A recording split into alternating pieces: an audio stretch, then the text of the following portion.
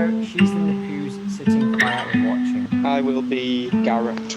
You're going to be Garrett, and I'm going to be the priest and all of the women. Yeah. And action. And do you, Garrett Goodman, take this lady, Anna, to be your lawful wedded wife? Yeah, I do. Does anyone here know any reason why this marriage should not go ahead in the face of God, etc., etc.?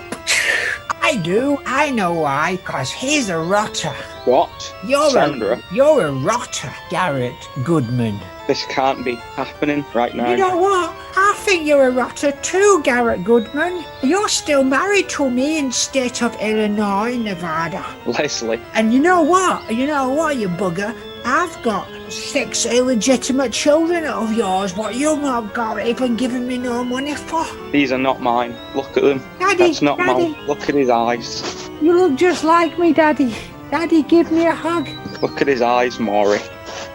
Don't believe me. Mr. Garrett Goodman, do you have anything you want to say to all these women and children? Just one thing. I am an imposter. What are you talking about? You're Garrett. What, banged me up and got me oven for 10 kids or something? No, I'm afraid this has all been a con. I am actually Conrad, aka Boner Goodman. Don't be daft, Daddy. You look just like me. No, the real Garrett is hiding away somewhere, and I promised I wouldn't tell him where, but I can assure you that I am not him. I am his brother. I'll take your word for that. What about you, other wives? Yeah, we'll take your word for it as well. Let's go get the real Garrett. Sorry to bother you, Mr. Connor. Thanks, ladies. I'm sure my brother, his brother, will be delighted to see all these children, and you are all welcome to the after party. Maude! It's a Maude Goodman cast season 3. She's the sister of flawed Manda's evil twin Laurie Goodman, and of twins Boner and Garrett Goodman.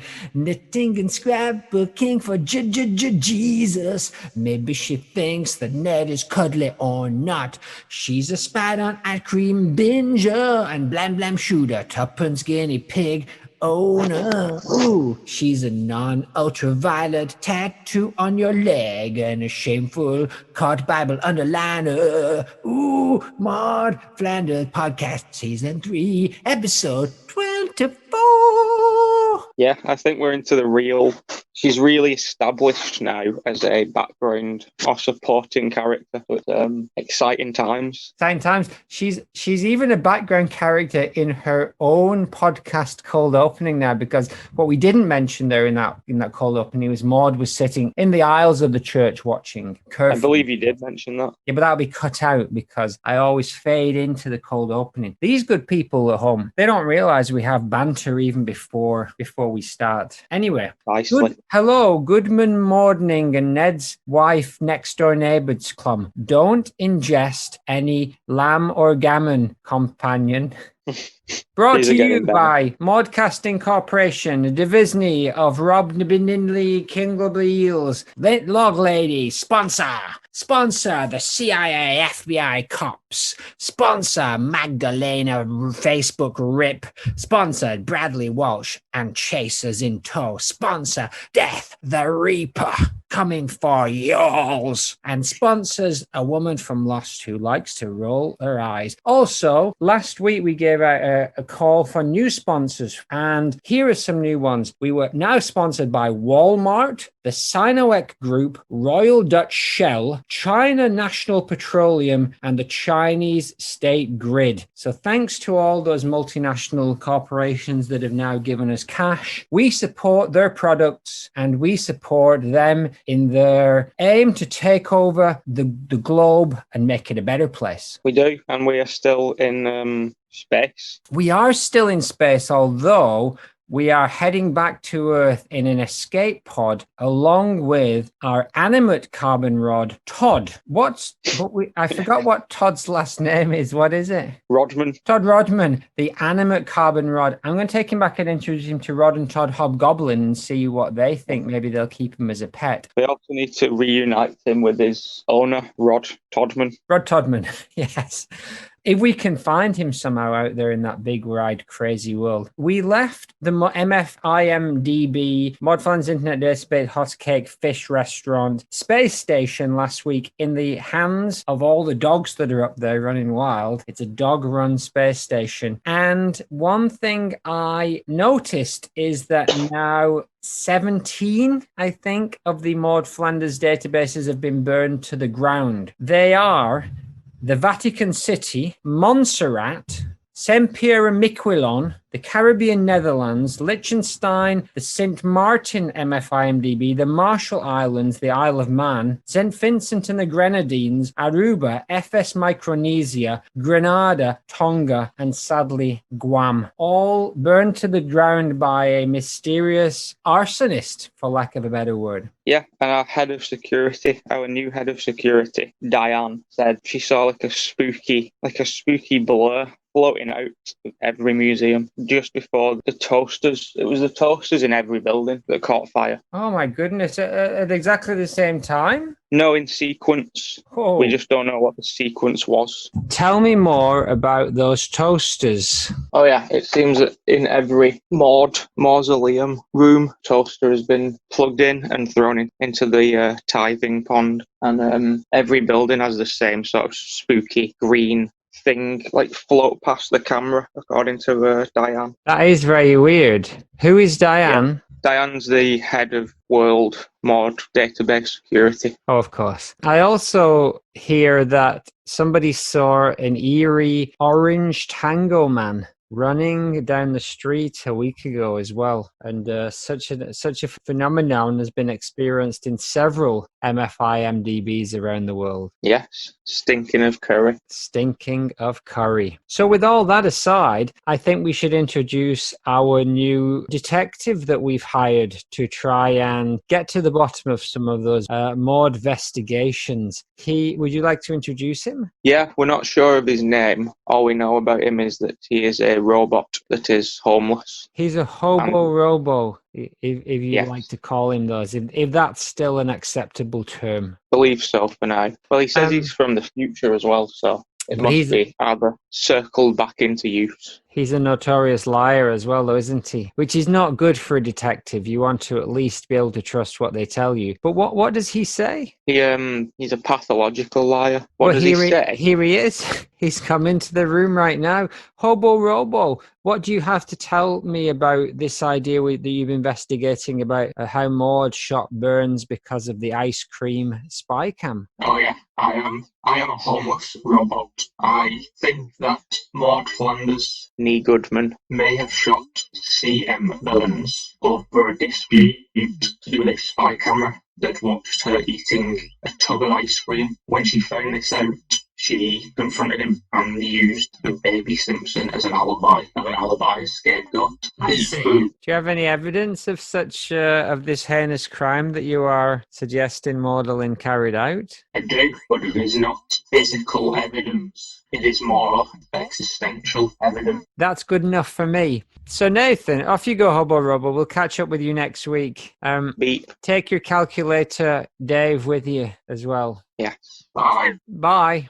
Here's a quote from Jack Derrida. We are given over to absolute solitude. No one can speak with us, and no one can speak for us. We must take it upon ourselves. Each of us must take it upon himself. That's a nice short one, relatively applicable, but something Maud would have to strive for because she very often doesn't speak for herself. She lets somebody else in the crowd or the room express a vague summary of how she's feeling, and most of the time it's probably just half right and she doesn't care to disagree. So Maud is very solitary. So deep inside her, she knows nobody can speak for her, and yet she allows everybody to speak for her. But no one really speaks for Maud, other than Maud in her quietest moments. Exactly. She only speaks when she deems it appropriate or necessary. Excellent. So give me a number between 1 and 283. 2, 2, 2. Maude and gambling. Is it just Ned that's into gambling, even though they claim not to be? Does she play online bingo? And does her darkness connect to her gambling? Is she a mobster boss? It's certainly worth keeping. I don't think it's out of the realm of possibility, because she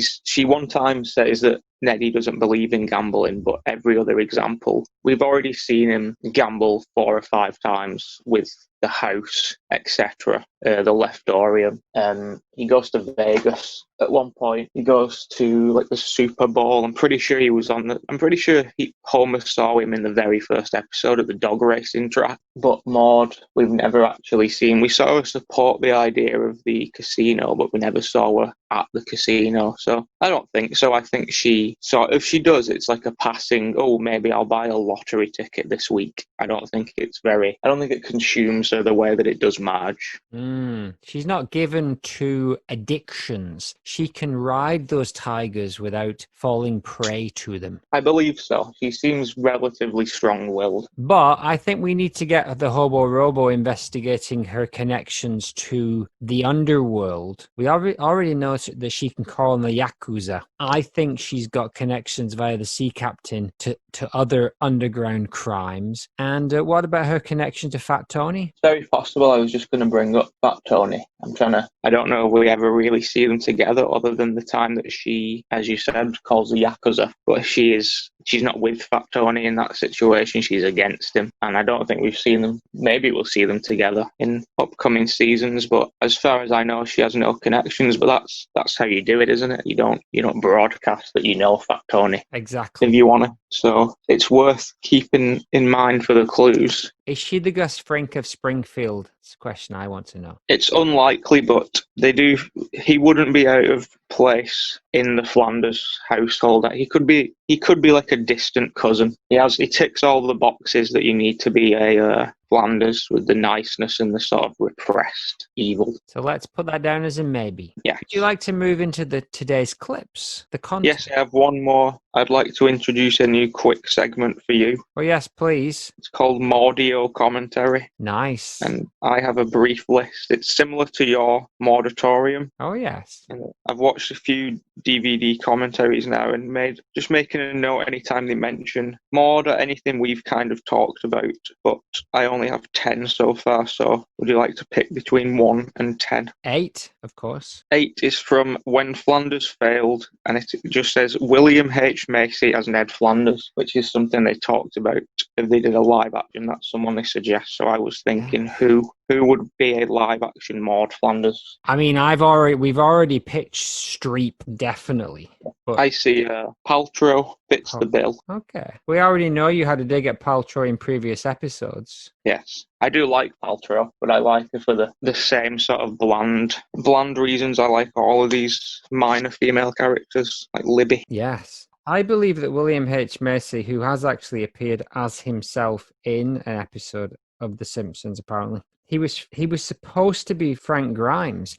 Either Hazaria based Frank Grimes on William H. Macy, or they wanted Macy to play Frank Grimes. That sort of fits. I remember them sort of saying it happened sort of twice really close. One of them involves Roswell, in that I think they wanted Frank Grimes to be a guest star. I didn't know I never heard the William H. Macy thing, but I thought they wanted him to, get a celebrity in to do it. But then they thought that Hank Azaria did a great job, so they didn't want to change it. And they did the same thing with Sherry Bobbins. They wanted to get Julie Andrews, but then they had Maggie Roswell do the temporary recording. Yeah. And they thought they enjoyed it so much that they just didn't ask Julie Andrews. They just stuck with Roswell. A good choice all in all, I think. She asked for money in return, and we all know how that turned out. Ended up with a very macabre death. Spoiler alert. Let's say no more. And while we're here, didn't you have some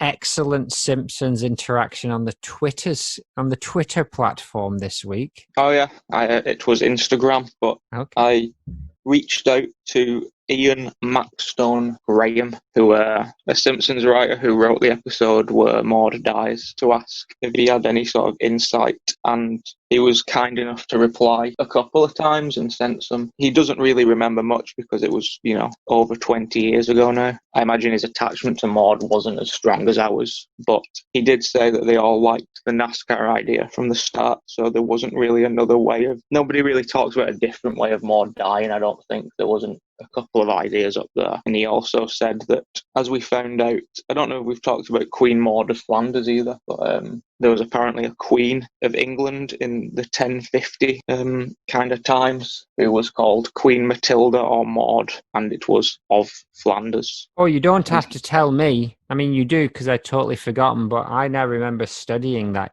era, because I did do medieval history when I was a youngster. Maud Flanders, 1083. Yes. Let's get the robo on that. He did speculate that. He said he didn't know because he wasn't around at the start, but that could be why she has this name. Maybe it's not a coincidence. Maybe that's where they got it from, but I always just assumed it was from the Arthur Maude. But yeah, it was very nice of him to take the time to talk about Maud Flanders. So thank you, Mr. Max Tone Graham. Is that his name? Yes, thank you. And I think you should persist in harassing members of the Simpson entourage and see what else we can get, you and your homeless robot. So good work, my biological brother and Cockney watchdog, Nathan. Now shall we move on to content? Yes.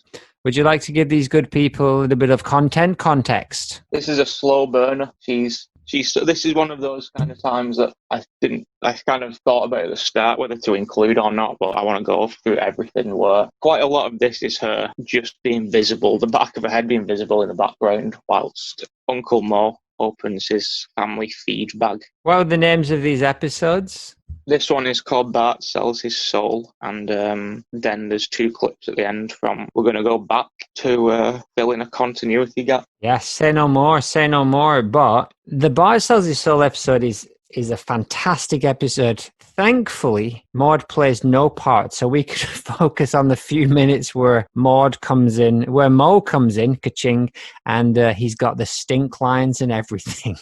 Yeah. He doesn't appear in the church either. I checked because this is the episode where they sing Iron Butterfly, and yes. she isn't there for that. Inagada Davida. It's a great song.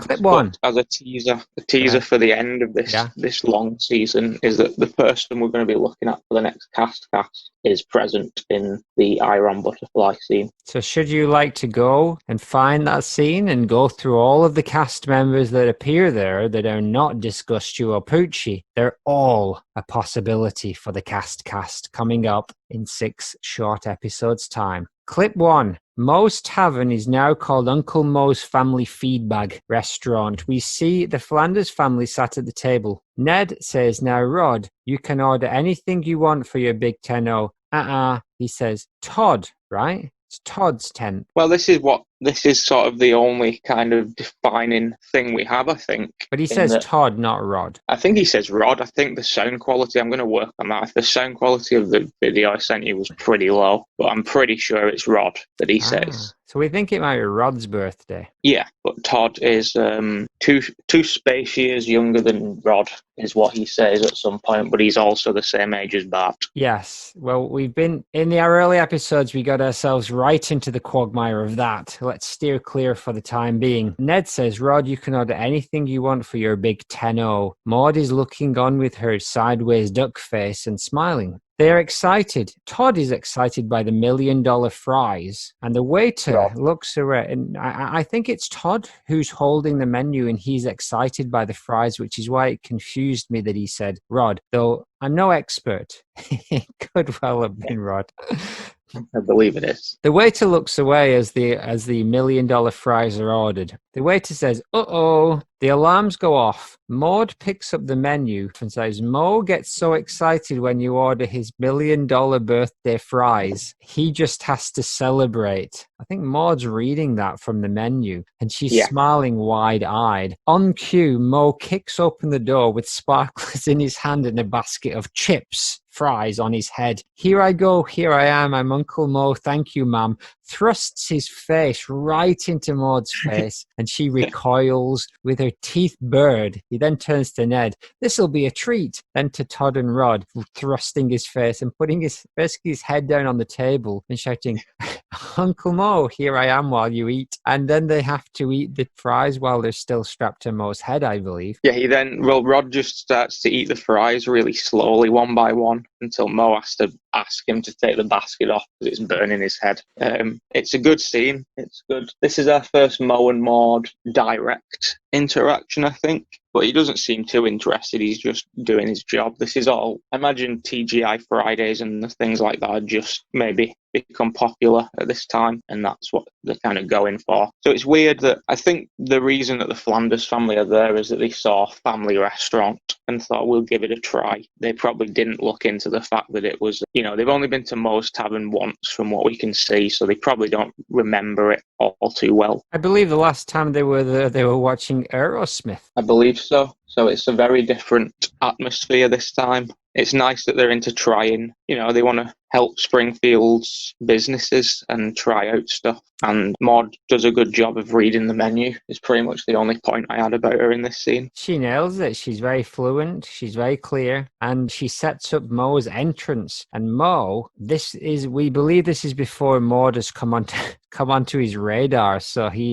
maybe this is the first time he's really taken a glimpse of Maude. He thrusts his face right into hers, but he thrusts his face into everybody's. And it isn't long before he's exhausted by this. Yeah, it doesn't take long in the actual time of the episode, in like Simpsons time, I think it goes from his sort of it being open that night to him losing his mind and him getting everybody to clear like the repo men or whatever to take everything away and scrap it within the space of about 3 hours. Well, you see him, he has to go through some pretty bad stuff in an attempt to make a bit of cash. So we get to clip 2 and Moe, it comes over to Ralph Wiggum's table and gets sprayed by a brutally hard water pistol in the face several times. The Flanders are 2 tables down behind. Only Rod seems to be watching this unfold with wide-eyed confusion, shock. We just see the back of Maude's head. Basically all we'll see now for the rest of this episode.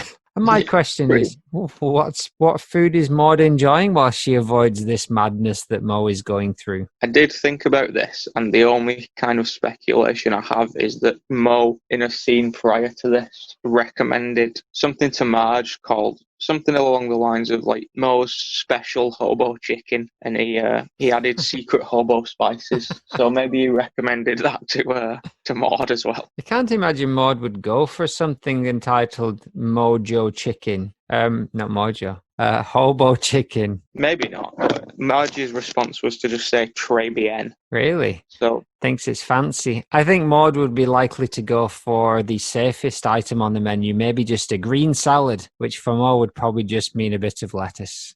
Yes, it was Uncle Moe's hobo chicken chili. Oh, does sound delightful. So yes, we haven't.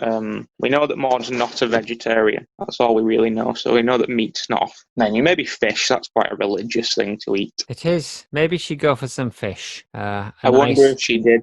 A nice I wonder cod. if she did. A nice cod. A nice cod. A nice cod. A nice cod. A nice cod. A nice cod. A nice cod. Yes. I do wonder if she said hello to her potential cousins, the Wiggums, or whether they just maybe that's why she's got a head to her. Maybe they were arguing at the time and she wanted to pretend she hadn't seen them. Yeah, maybe she wants to turn away from Sarah. We don't get to see Sarah Wiggum in this clip, but we do know that there's very good evidence, and we'll get the hobo on this, the hobo robot. There's very good evidence that they're cousins, and I really want to know why they both ended up in Springfield. Maybe we'll find out later. Clip 3. We go to Sherry and Terry, the twins, and they're at a table, and once again Moe is out there doing his dance. Here I go, Uncle Moe. Thank you, Mom. Janie's there and some other random kiddos, and Moe is exhausted, pushing his face into everybody's life. We get more of that back of the head Maude treat for us. But my question is, from this angle, it looks like we've switched to the other side of the restaurant, and yet Maude's still got the back of her head to us. What's going on there? Yeah, it sort of seems like they moved from the corner. There was also a brief clip that I forgot. I sent it you like a couple of days ago, but I forgot about it myself. But Bart runs out of the restaurant from like an aerial shot, and you see once again the Flanders, a small image of the Flanders sign, but they don't react to Bart running past. They just continue to sit static, not looking at us. So that was clip 1.5. I put that as clip 5. Marge is angry at Bart. He shouts, "I can't take it anymore. I want my soul and I want it now." And he runs for the door. We see the Flanders like way up from above. And once another shot of Maude's head, it almost seems like they've placed it so that no matter where we look, we just see Ned's face, but more the back of Maude's head. Seems like a weird choice. Yeah, could be laziness. The back of her head is easier to draw. It's just a big cloud, basically. So, but yeah, there's nothing really to say other than, a couple of, last week, this kid was the child, and now they don't even care that he's running away. In most of these clips, it seems like Todd is really interested in Sherry and Terry, forcing Moe to sing the song several times. Todd doesn't take his eyes off them. Maude doesn't even turn her head. No, there's somebody she's avoiding, but I don't know who. I do like Sherry and Terry as well, and you get to see the mum for the first time. And also, I wondered at one, I was like, why is Selma there? Then I realised it's because they are twins. Ah, because Selma's in the next booth along, really. I don't think she's with with Sherry and Terry's group, is she? I think so. She has a party hat on, I think. That would be weird if Marge's sisters were there in that same restaurant with the birthday party of some small children. The only connection being that they were also twins. Yeah, it is weird, but I think that's why. Yeah, she's not. She's avoiding somebody. Who's she avoiding? And the question that's on my mind is, now what's she eating? Now what? Now what could she be enjoying after? Maybe she had some lettuce for a green salad. Maybe she had a nice piece of cod. But now what would she be on at this point in the meal? Well, I believe maybe in this kind of situation, because they're out at a restaurant, it's more appropriate for her to order a dessert. Maybe the sort of no sugar rule is like it can be waived for special occasions. So maybe they all got a nice dessert, and she got to, eat what she wanted in front of her family for once instead of gorging it in a closet. Possibly, or maybe they all ordered a plain slice of bread as their dessert. Maybe, with a glass of water on the side for dipping. Exactly. Room temperature. Yeah. Clip 4. Moe is beginning to lose it. A little girl tugs on his apron and says, "Unky Moe." Moe is twitching. His eyes are going mad. "What is it, sweetheart?" "My sody is too cold. My teeth hurt." "Ah, your teeth hurt. Your teeth hurt. Well, that's too freaking bad." He goes all Jack Nicholson on him. You hear me? I'll tell you where you can put your freaking soji. And everyone gasps. All the families, Sherry and Terry's clan. We zoom in on the Flanders. They've all got their arms to their chest, clasping their hands together, especially Maude and Ned. The kids are glaring at Uncle Moe, terrified, because they've never been here before. This is the first time the kids have entered into this place, and probably the last time any of them go in. You can correct me on that. Maude clasps her hands to Todd's birthday ears, although it's Rod's birthday. He shouts, "Ah, my freaking ears." Maude cannot believe this. She is distraught. Her eyes droop. Her mouth falls open. She stands. "Oh, let's go, dear." Todd is tiny. He's barely knee high. Ned says, "I expected that type of language at Denny's, but not here." They head for the door. Good. That was a good recollection of the scene. I remembered it. I have a photonomic memory. Excellent. Photocopy of memory. The Moe stuff's great, and you can just see her between his arms as he's losing his mind. So you can see her. This is the first time she is looking at him with it sort of looks like she knows what's coming when, especially when they picked obviously the sweetest, cutest person, like this little girl, to deliver the news, because they needed the final straw to sort of, he couldn't just shout it like an adult man. It wouldn't have the same sort of anger behind it. So the fact that she sees this again, she's giving Moe a chance. The only thing she's seen him at town meetings and he broke into a panic shelter, a couple of weeks ago with the recitation, but other than that, she doesn't really know him. She just knows, he's got a bar that hosts bands occasionally, so she's giving him a chance, and he's not. This is definitely where Maude decides how she feels about Moe, regardless of whether it's the other way around too. Exactly. There's no honeymoon period like she had with Mr. Burns. From the very beginning, she knows that Moe's a sleazebag, but at least when she went to see Aerosmith, one of her favorite bands, we believe, at Moe's Tavern, at least she knew where she stood. But now, my goodness, this man shouldn't be anywhere near children with this filth coming out of his mouth. And the more we do this, I've never really noticed before how impressionable Todd is. Like, it's sort of more of a character trait than I thought. He does, like, he's always the one, like, he copied Homer with the damn vegetables, and then there's a bit, I think it's in the Homer and Flanders one, but Maude isn't in it, where they watch, like, Ned, Rod, Todd and Bart watch Itchy and Scratchy, and I'm pretty sure Todd asks after, it might be Rod actually, one of them asks afterwards, should I poke, like, Rod with a sharp stick like the kitten, like the cat did. Asking for So he is quite, I'm surprised that she's this surprised. I'm not. I think that no matter how many times Todd's filthy mouth lets one rip, I don't think Maude will ever accept it and be anything other than shocked to her very core. And they immediately leave. They've probably already, to be honest, it seems like they leave without paying as well, unless you have to pay beforehand, but it doesn't seem so because Moe just took us, before this little bit, Moe took a check to Snake and said, Snake said you weren't smiling, so we get our meal for free, which was one of the guarantees on the wall, and that's what kind of starts him losing his cool. Yeah. They just get up and go immediately. They just get up and go. We're not going to pay for this food that we've eaten now that we're so offended.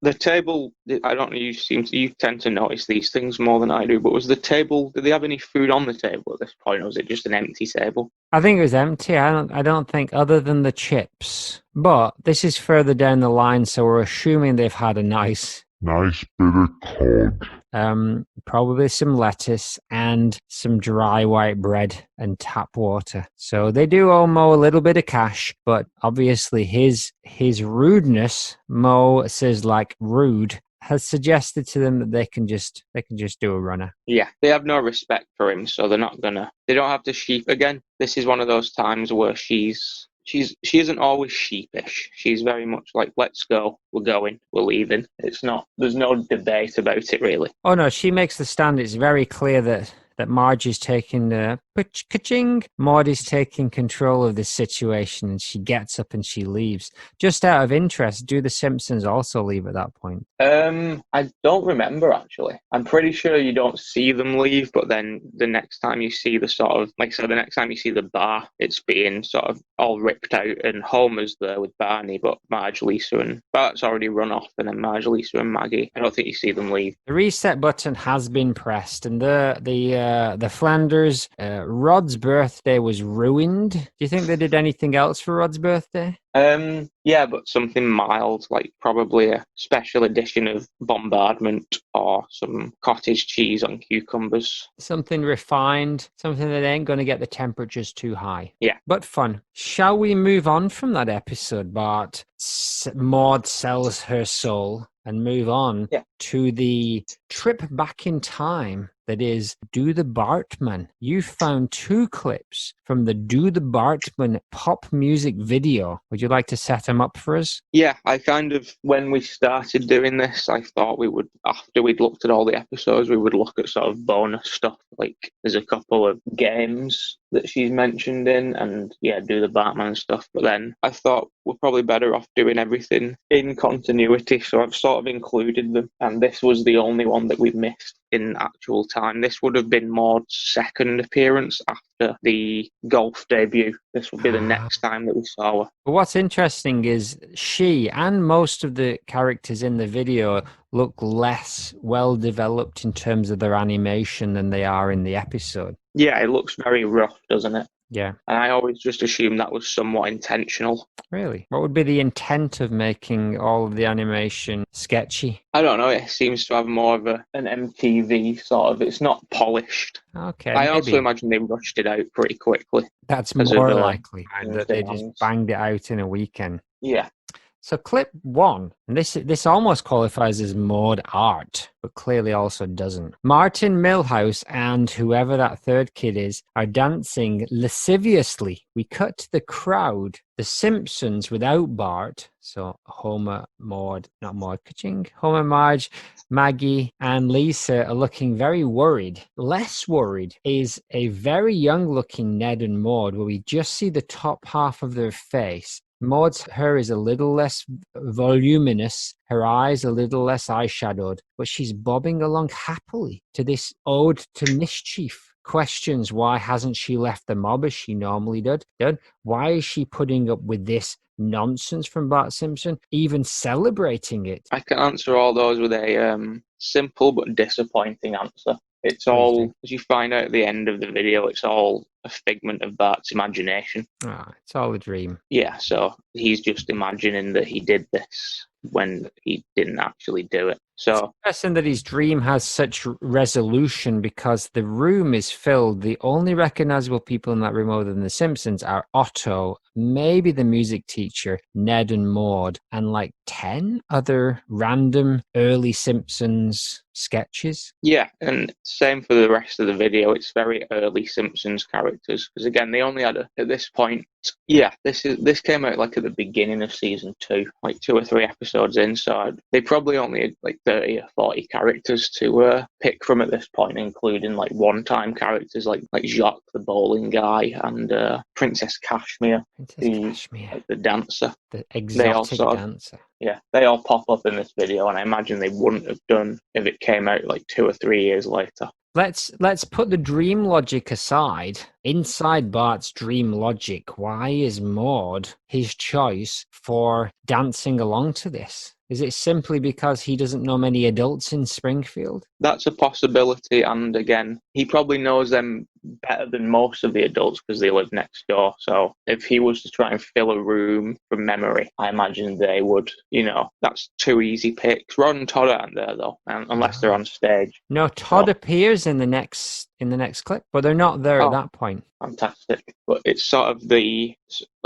can't think of a specific movie that actually does this, but I've seen things parody it where, the old sort of stuffy character comes around in the end and has like a dance, and that kind of like the principal from Saved by the Bell. Yeah, and there's always that thing where they throw off their glasses and shake their hair out, and then they're suddenly like they're losing it and going wild and crazy. Yeah, I imagine a similar. Bart's thinking of it like that. Like, look at all these like stuffy people grooving to my early 90s phenomenon. And a song that we ourselves sampled on the song Mr. Sweetman from our Cockney Watchdogs album, maybe Cockney Watchdogs album 1, or it could be King Nathan and King Brendan's Royal CD. I'll get it out. Maybe I'll drop a clip in right now. Maybe you're going to hear the madness that is Mr. The Tom Cruise Blues, with our sample of the Bartman in there. Hope so.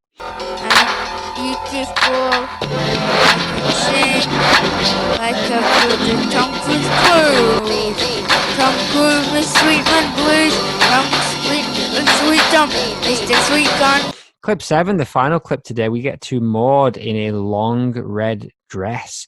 Everything about her is a sketchy animation. She's got very pointy eyes, nose, her face. She's dancing next to Eddie and Lou, the cops, and the sad drunk dude from Moe's, with the kind of comb over. Oh yes, I think he's called Larry. He's either called Sam or Larry. Dancing happily in line next to them. Is she drunk? Is my question. She looks like it. Todd's there. Lovejoy is dancing with a demon. Now, I was questioning all this stuff, but obviously you just telling me that it's all in Bart's imagination, that makes a bit more sense. I imagine this is definitely not the case, but I like David Lynch's approach to sort of dreams or things being slightly off. It seems that like the animation in this is sort of this is how Bart sees the world of Springfield, would be my explanation for the kind of blocky animation. Like, this is how Bart perceives the world around him. But it's because they wanted to, because Michael Jackson turned up and demanded to make a music video with Bart Simpson. Is that what happened? Yeah, he wrote the song. I'm pretty sure it's him singing in the song. He definitely wrote it. There's also a line in the song about Michael Jackson. Yeah, I think he does like the backing vocals, right? Jackson does the backing, but he does everybody come in and do the Batman, da da da, side to side, do if you can. Yeah, pretty sure that's Jackson. Anything more you want to add on the topic of the Bartman? Let's do it. No, I think Jackson wanted to do the song, so they got it rushed out. Jackson wanted clear as they could, and that's why she looks so shoddy. It's very shoddy. She's wearing a saucy red dress, but again, all bets are off because it's in the head of Bartholomew J. Simpson. Exactly.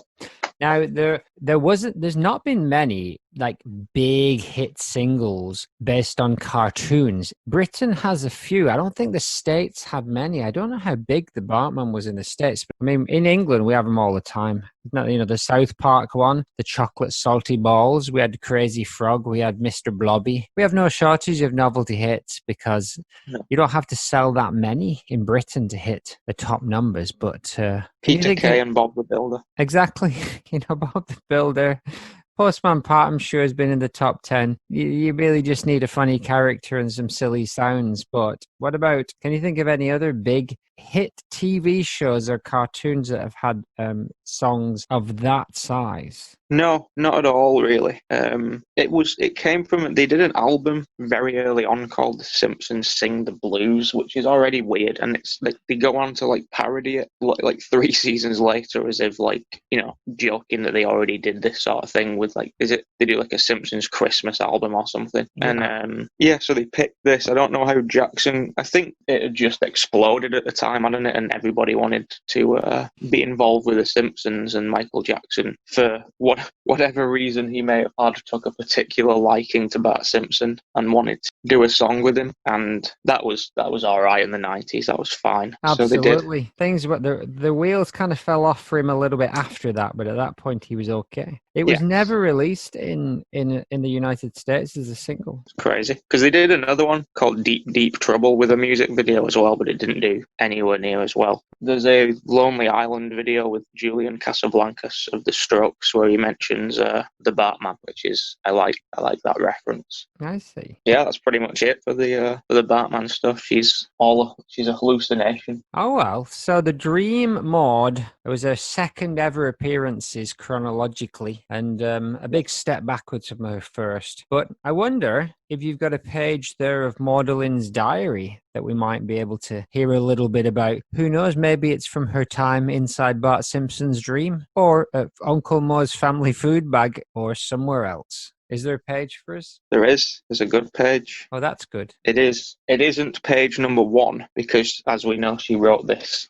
She just picked pages at random and didn't write it in chronological order. But here we go. Hello, my name is Maudlin Jehoshaphat Radamanthus Dina Goodman. I am 7.5 years old. Today, my mom, Mrs. Goodman, bought me this cute little diary, so I'm going to start talking about myself. I have 2 friends, Ralph and Janice. I like Janice more than I like Ralph. I get to watch TV with Janice. And her mother and father, Mr. and Mrs. Hubler, make great hot dogs, which for now I really enjoy. I have a pet guinea pig called Tuppence, who is 6 months old, and I love her as much as I love Jesus Christ Superstar. My favourite subject at school is maths because I'm good at it, but I don't like geography because I'm not bothered. One day I would like to grow up and marry a nice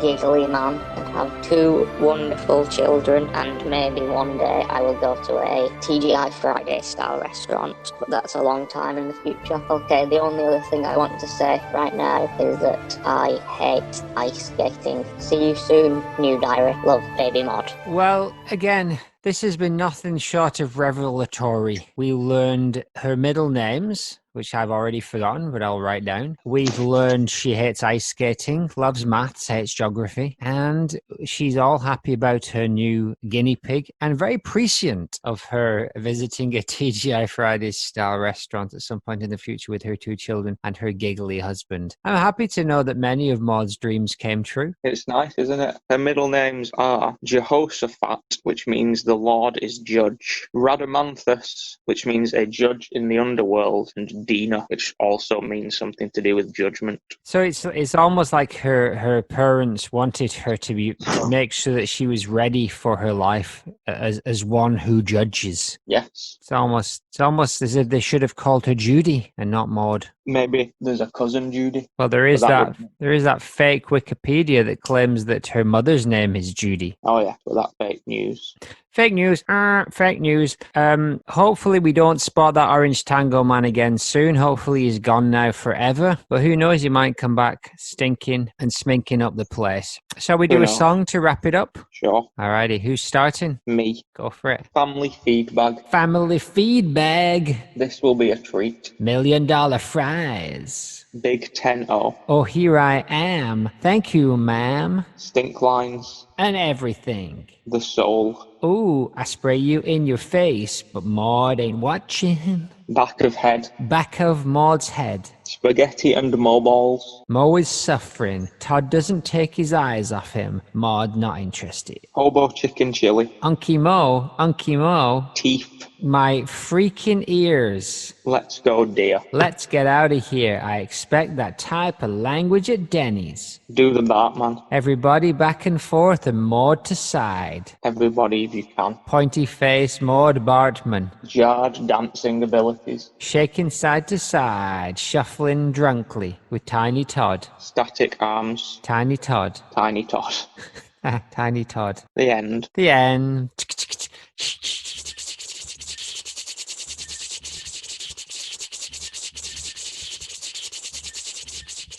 Well, we made it. It was a painful mountain to climb, but I think we're all the stronger for it. Can you create an episode in which the main character only appears fleetingly for a few seconds with the back of their head? We just went and did it. Episode 24. You're welcome. True. She did have 2 lines. She did, and what were they? The $1 million birthday fry speech and Let's Go, dear. Exactly. But the star was, of course, Todd Flanders with Ow My Freaking Ears. Yeah. Alrighty. They have their moments in the sun, the Flanders family. And modelling, I think we chose a good wagon to hook our cart to, our horse to, or cart. Many more adventures to come. Well, we'll see you all in episode 25, which I believe is a bongo cast, is it? No, the 26, as we are now doing 12. That's correct. 26, so 25 is just a bog standard Maude, but there ain't nothing standard about Maude Flanders.